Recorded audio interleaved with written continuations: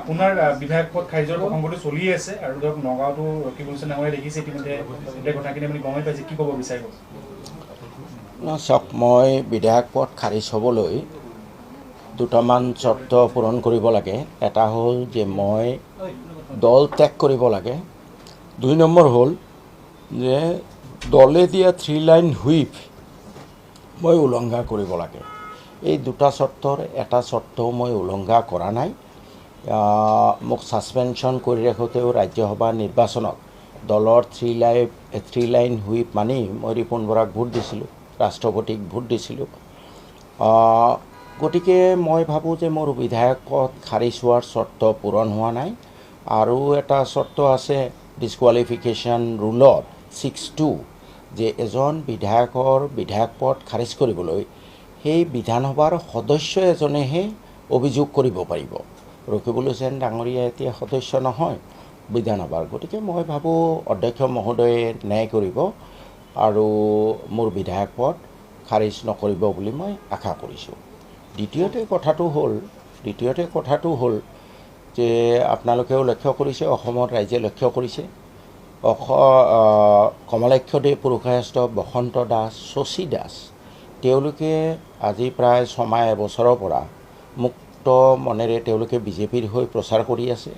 কমলাক্ষদেৱ পুৰুষায়স্থই আনকি ৰকিবুল হুছেইনৰ বিৰুদ্ধেও লোকসভা নিৰ্বাচনত প্ৰচাৰ কৰিছিলে। তেওঁলোকে বিধানসভাৰ অধিৱেশনৰ সময়ত বিজেপিৰ হৈ মাত মাতি আছে। তৎসত্ত্বেও ৰকিবুল হুছেইন ডাঙৰীয়াই কমলাক্ষদেৱ পুৰুষায়স্থ বা শশী দাস বা বসন্ত দাসৰ নাম পৰ্যন্ত উচ্চাৰণ কৰিবলৈ সাহস হোৱা নাই।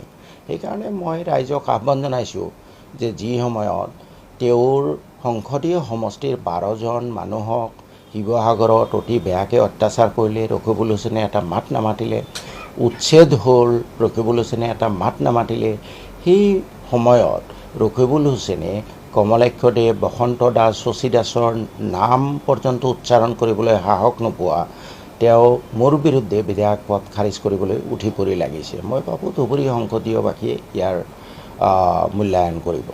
না, বিষয়টো হৈছে অধ্যক্ষৰ ভূমিকাটোক লৈ পেলাই আচলতে কালি এটা নিৰ্দেশনা দিয়া বুলি কৈছে।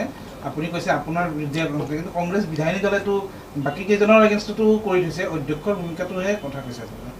কি কয় অধ্যক্ষই সিদ্ধান্তটো তেওঁ যিয়েই নকৰক, আপুনি এইটো বিচাৰে নাই? কাৰণ এটা দুৰ্দুল্যমান অৱস্থাত আপুনি আছে, অধ্যক্ষই যিটো সিদ্ধান্ত দিয়ে হয় খাৰিজ কৰিব, নহয় নকৰিব, সেইটো তেওঁৰ একে। এইটোতো আৰু আপোনালোকে অধ্যক্ষ মহোদয়ক প্ৰশ্নটো সোধা ভাল। তেওঁ বিধানসভাৰ মুৰব্বী, তেওঁক মই সমালোচনা কৰিব নোৱাৰোঁ।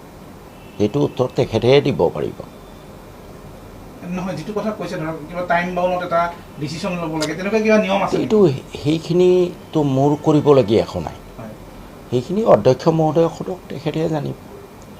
আৰু এইটো যিটো টাইম বাউণ্ডৰ কথা আপুনি কৈছে, কমলাক্ষদেৱৰ ক্ষেত্ৰত কি হ'ল, বসন্ত দাসৰ ক্ষেত্ৰত কি হ'ল, শশী দাসৰ ক্ষেত্ৰত কি হ'ল, অকল এই টাইম বাউণ্ডটো চেয়াৰমেনৰ ক্ষেত্ৰতে উলংঘা হ'লনে?